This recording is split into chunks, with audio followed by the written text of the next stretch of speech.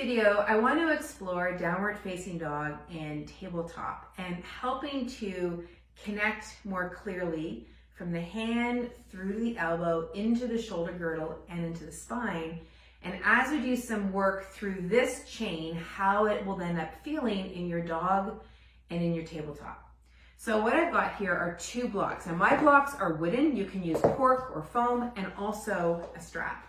So to begin with, let's begin in tabletop. So that you're here and just feel yourself with your hands and your legs on the ground. And then start to move into your cat and your cow. And just get a feel of how you're moving through your hips and your shoulder as you're coming into your cat and your cow. And if you want to bring in the breath, when we come into cow, which is this position, that's your inhale. And then as you move through, this is your exhale.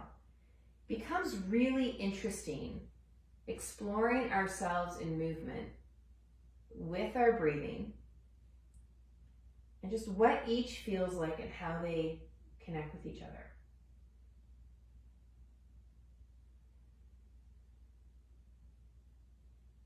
Okay, now take your toes under and let's come up into your dog and notice what your dog feels like.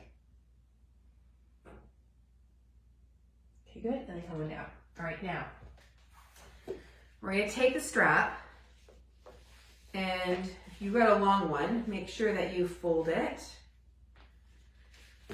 so it doesn't whack you in the face. Okay, so we're gonna come onto our backs and arms come up to the sky, and we're gonna raise the arms to the sky and then bring the arms back down. Just get a feel of how your arm bones and your shoulder blades are connected to your spine. And then take the arms over your head, and the furthest you'll go is in line with your ears. But you might not get that far because you might notice some limitations in your arm, in your shoulder, like from your arm connected to your shoulder socket, which is fine. Just notice what the reality is. Notice if you want to wobble through your arms as you go.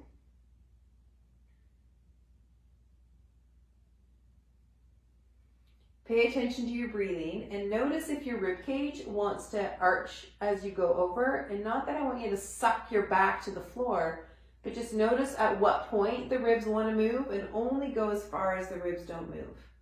And that your breath is easy and there's no tension or strain of your arm bones in your shoulder socket. Okay, good. All right, now come on over and into kneeling. And let's just take the arms into 2 rolls. So you're taking the shoulders up to the ears and then pulling the blades back towards the spine and then down. So again, notice if those ribs want to poke out.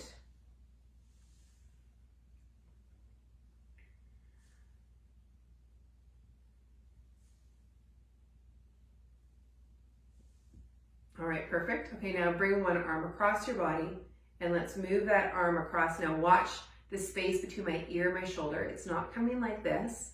This is the articulating joint and the arms coming across. And then we can do a little rotation here. And then other arm's gonna come across and bring your arm into a bit of rotation at that shoulder socket. You can see the hands doing movement, but the hand's only moving because we're moving the arm bone in that socket. Okay, good. Now from here, let's take a side bend one way. Good. And then let's take the side bend the other way. And just feel what you notice through your ribs.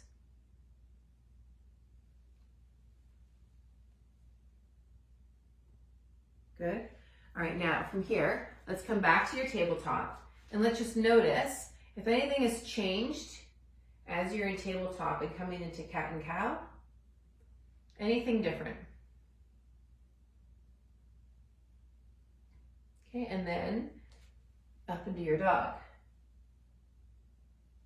Anything different? You feel anything distinct through your body as you do that? Okay. Now we're going to come down closer to the hands. And this is where I bring the blocks in. And I'm going to do a few different hand positions here. We're going to take index finger to touch the thumb tip. And then we're going to take middle finger, and then ring finger, and then pinky finger. And we're going to slide the hand right up along the block. So we're at the knuckle area of the block. So this first one we're going to take index finger to thumb tip, slide the fingers here, okay, so they're right tucked up. And then from here we're going to move through these joints here. So it's going to be a movement like this, but it's generating from the hand area, okay? So if I'm here, fingers are going to tuck up, and then I move my hands up. Now, the fingers stay on the block, and I move through those joints of my fingers connecting to my palm of my hand. Okay, so let me come up again a little closer for you. So it's here, and I'm moving, but my fingers are staying connected to the block. It's harder to do it when the block's not on the floor, but here, so like this, and up we go. Okay, now, what will sometimes happen is someone will want to do this. Okay, not through the shoulders, but through the fingers.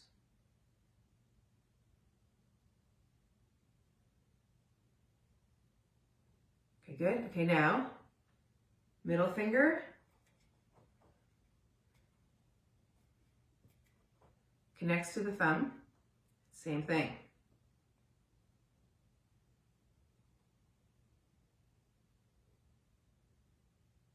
Okay, now ring finger.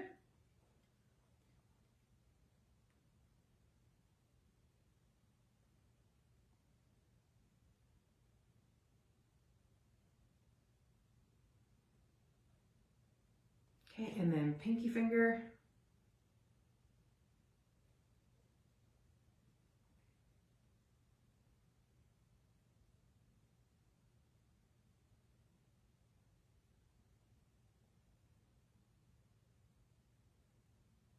Great, good. Okay, now from here, let's come into tabletop.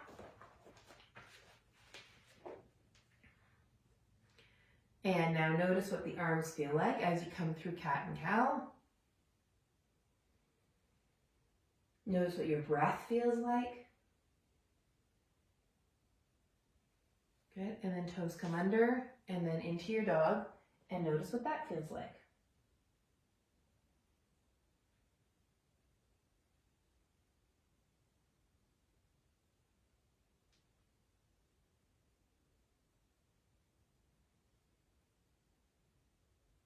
Good. Perfect.